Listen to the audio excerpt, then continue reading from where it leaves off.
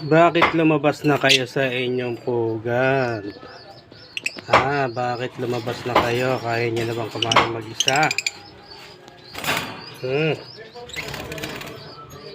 Yan. Ito po ang kinakain niya. Yan, dilaw, tsaka ayun.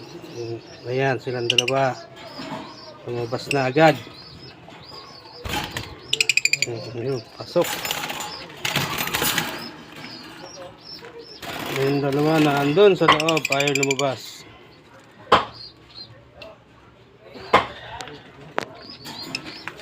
At ito naman ang aking mga kalapati. Ayan. Kalapati. Oh, ayan po, inakayin din niya. Inakayin dalawang yan. Tapos ayun, naglilimlim ulit.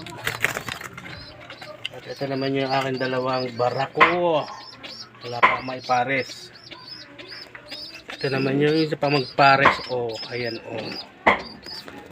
At ito yung kanilang inakay. Gutom na rin.